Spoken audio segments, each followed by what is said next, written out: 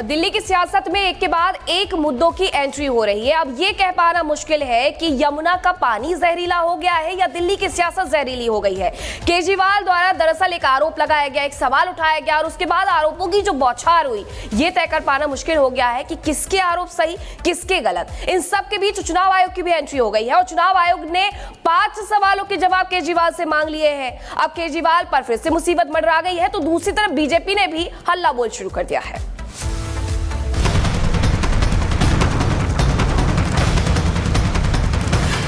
केजरीवाल को election commission का दूसरा नोटिस। इलेक्शन कमीशन ने केजरीवाल से मांगे 5 सवालों के जवाब। आज सुबह 11 बजे तक देना है जवाब। दिल्ली चुनाव से पहले यमुना में जहर वाले बयान पर अरविंद केजरीवाल की मुसीबतें कम होने का नाम नहीं ले रही। चुनाव आयोग ने इस मामले पर आपके चीफ केजरीवाल को 3 दिन में दूसरा नोटिस जारी कर 5 सवालों का जवाब मांगा है। केजरीवाल को आज सुबह 11 बजे तक चुनाव आयोग को अपना जवाब सौंपना है। केजरीवाल से इसी के सवाल। हरियाणा सरकार ने यमुना नदी में किस प्रकार का जहर मिलाया, इस जहर की मात्रा, प्रकृति और इसे पहचानने की विधि का क्या प्रमाण है जिससे नरसंहार हो सकता था। जहर कहां पर पाया गया था, दिल्ली जल बोर्ड के किन इंजीनियरों ने इसे कहां और कैसे पहचाना, इंजीनियरों ने जहरीले पानी को दिल्ली में प्रवेश करने से रोकने के लिए कौन सा तरीका अपनाया। यमुना में जहर को लेकर केजरीवाल के आरोपों पर चुनाव आयोग ने केजरीवाल को नोटिस जारी कर इस मामले में जवाब मांगा था, जिस पर केजरीवाल ने पहला जवाब दाखिल किया। अब इलेक्शन कमीशन ने दोबारा केजरीवाल से जवाब मांगा है, जिस पर बीजेपी एक बार फिर केजरीवाल पर हमलावर हो गई है।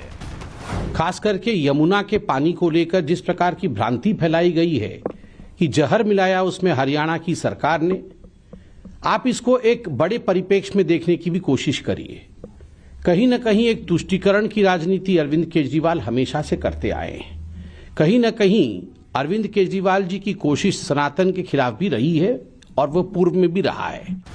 बहरहाल केजरीवाल अब चुनाव आयोग को क्या जवाब और प्रमाण देंगे ये तो वही बताएंगे, लेकिन दिल्ली के चुनावी माहौल में यमुना में जहर वाला मुद्दा जोर शोर से उठ रहा है और चुनावी माहौल में यह मुद्दा जीत हार का कारण भी बन सकता है। Bureau report, Republic Bharat.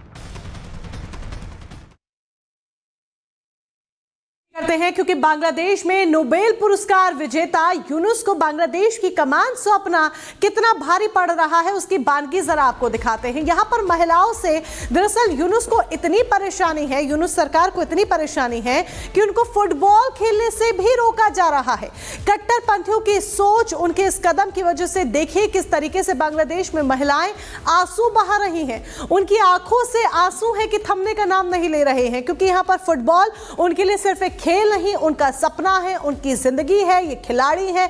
और ऐसे में बांग्लादेश जिस तरीके से तालिबान राज की तरफ आगे बढ़ता जा रहा है, उसके बाद बांग्लादेश को लेकर कई सवाल भी खड़े हो रहे हैं, विशेष तौर पर महिलाओं को लेकर कि महिलाएं आखिर किस तरीके से अपना जीवन यापन अब बांग्लादेश में कर पाएंगे जब इस तरह की कट्टरपंथी सोच हावी होती जाएगी, उनकी जहरीली सोच हावी होती जाएगी कि अगर वो फुटबॉल खेलना चाहती हैं तो उस पर भी रोक है, अगर वो फुटबॉल खेलना चाहती हैं तो उस पर भी पाबंदी है और फुटबॉल भी वो अपनी मर्जी से नहीं खेल सकती हैं। तो बांग्लादेश में ये तस्वीर सामने आई है जो कि हैरान करती है, क्योंकि लगातार जिस तरीके से बांग्लादेश से बीते कई दिनों से जो यूनुस सरकार की तरफ से कदम उठाए जा रहे हैं, उसके बाद उनकी कट्टरपंथी सोच सामने आ रही है।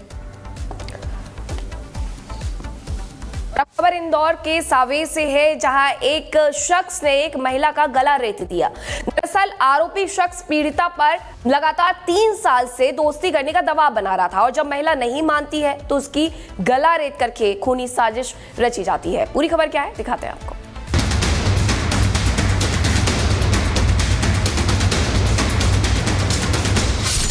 3 साल से कर रहा था परेशान, दोस्ती ठुकराई तो किया लहूलुहान। सन की आशिक की खौफनाक करतूत,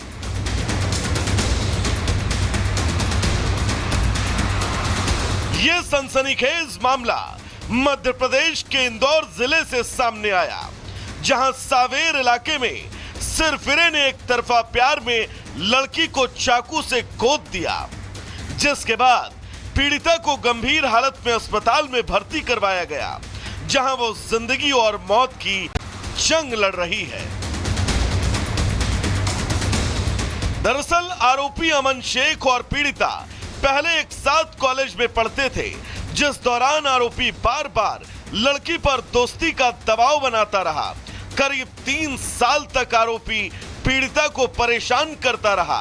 आलम यह हो गया कि लड़की के परिजनों को उसे अपने मामा के घर भेजना पड़ा, लेकिन इसके बाद भी आरोपी ने उसका पीछा नहीं छोड़ा और वो वहां भी आ धमका, जिसके बाद लड़की की गर्दन और हाथ पर चाकू से जानलेवा वार करके फरार हो गया।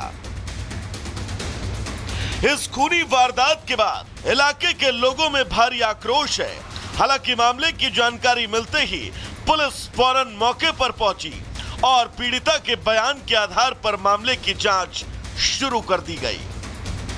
जो लड़का है अमन शेख नाम का लड़का, उसको 3 वर्ष से परेशान कर रहा है, बार बार मतलब कि बात करने की कोशिश वगैरह कर रहा है। तो आज अचानक आया और चाकू की घटना कर दी, चाकू वाकू मार दिए। तो उसके स्टेटमेंट अभी जारी है, जितनी अभी तक इतनी जानकारी है। ये साथ में पढ़ते थे या कुछ कई काम करते थे? हाँ, 2020 से 2023 तक ये शासकीय कॉलेज ये सावेर में पढ़ते थे। BA की क्लास में ये दोनों साथ में थे। तो तब से ये परेशान कर रहा था, ये बताया है। अभी इलाज चल रहा है। अब पुलिस भले ही आरोपी को जल्द से जल्द पकड़ने का दावा कर रही हो, लेकिन पीड़िता के परिजन बस इतने भर से संतुष्ट नहीं हैं, क्योंकि अब वो आरोपी पर योगी स्टाइल में बुलडोजर एक्शन की मांग कर रहे हैं। अमन परेशान कर रहा था और घर पे मतलब वो सामने वहीं हमारे मामा का घर है, वहीं पे वो पढ़ाई करके आई थी, कोई फॉर्म भर के एग्जाम का, तो वहाँ पे आके उसने चाकूबाजी करी। एक बार बात हुई थी तो उसको समझा दिया था, बाकी वो समझा नहीं। अब क्या उम्मीद है आपको? सजा मिलनी चाहिए उसको, उसका घर भी ध्वस्त होना चाहिए। बहरहाल अब देखना होगा कि आरोपी कब तक कानून के शिकंजे में आता है और क्या उसके खिलाफ बुलडोजर का एक्शन देखने को मिलता है, जिससे फिर कभी किसी अपराधी के जहन में ऐसी खौफनाक वारदात को अंजाम देने की बात न आए। Bureau report, Republic Bharat.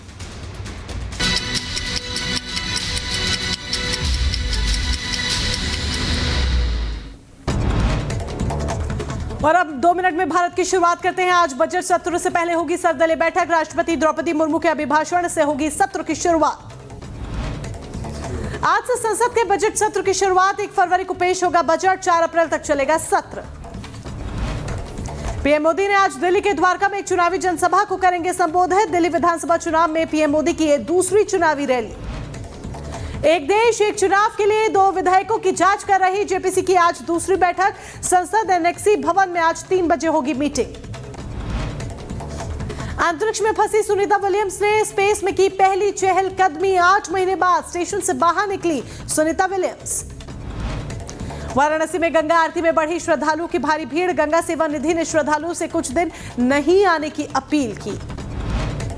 Mirzapur में कुंभ से लौटे यात्रियों ने रेलवे स्टेशन पर जमकर हंगामा किया। बुजुर्ग श्रद्धालुओं को नीचे गिराए जाने से नाराज श्रद्धालुओं ने हंगामा काटा।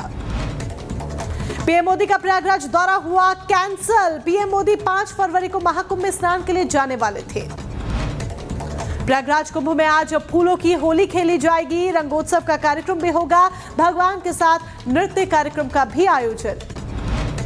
बहराइच में चलते